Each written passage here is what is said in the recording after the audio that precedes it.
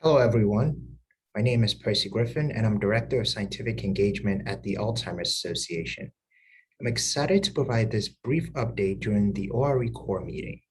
I'm part of the Medical and Scientific Relations team and report to our Chief Science Officer, Dr. Maria Carrillo.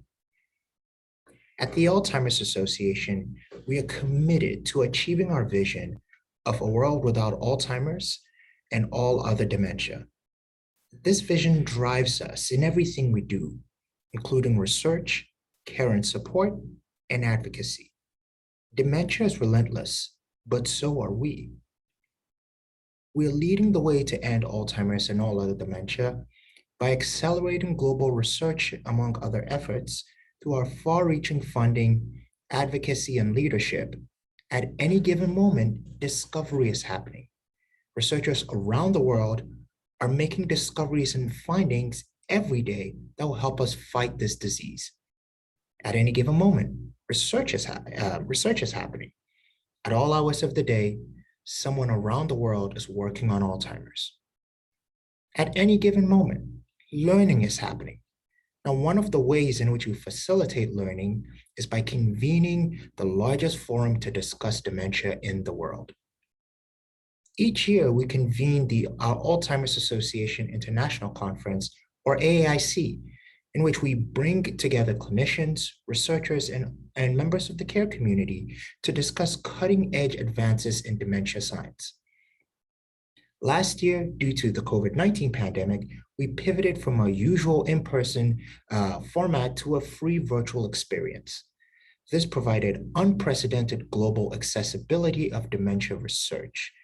Now, we just had AAIC 21 in July, and given the reach of the virtual format from last year, we piloted our first ever interactive dementia conference.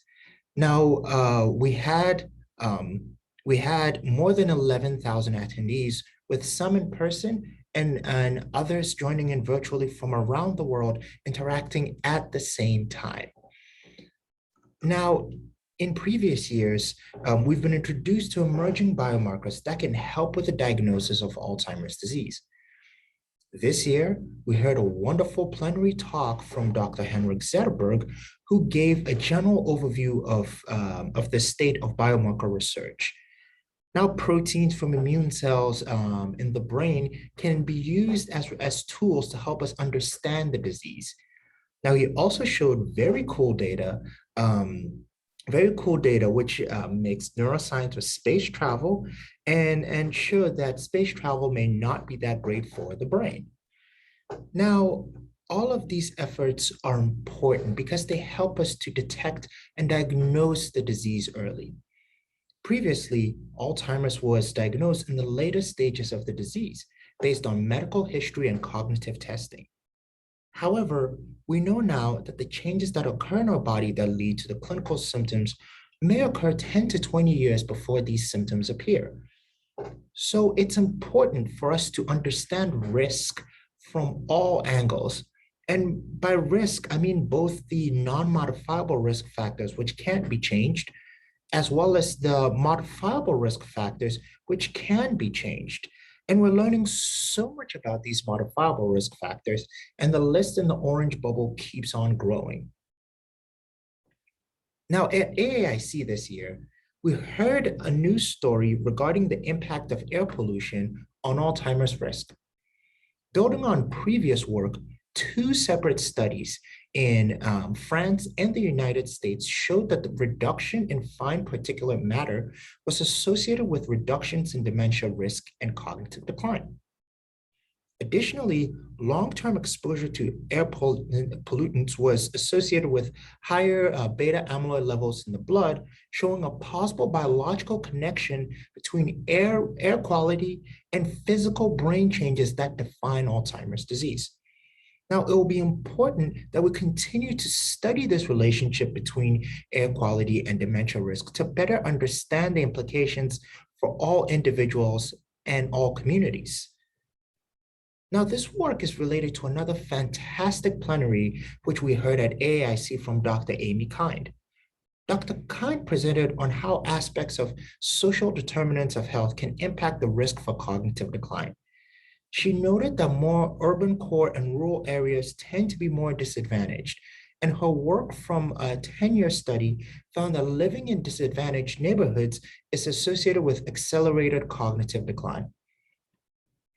Now at AAIC, we also heard work pertaining to the recruitment and retention of underrepresented populations in clinical trials. Now, this has been a huge challenge in the past, but work presented at AIC 21 noted that individuals are most willing to volunteer for clinical trials if they're invited, they see the trial as an opportunity to contribute to the research, and have a family connection to the disease. Also, commonly used clinical trial exclusion criteria disproportionately affect African Americans and Hispanics.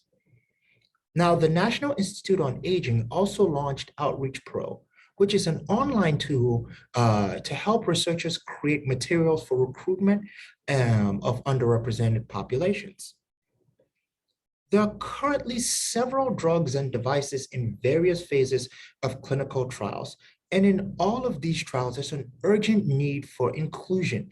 We need to understand how these drugs and devices work in all people from all backgrounds and all communities.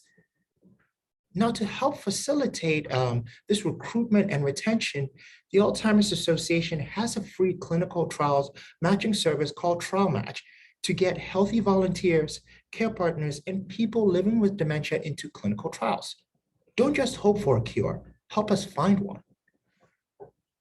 Also, if you or someone you know has concerns or is looking for more information, please call the helpline at 1-800-272-3900, where agents are available 24/7. You can also visit the website at alz.org. Now, thank you for listening.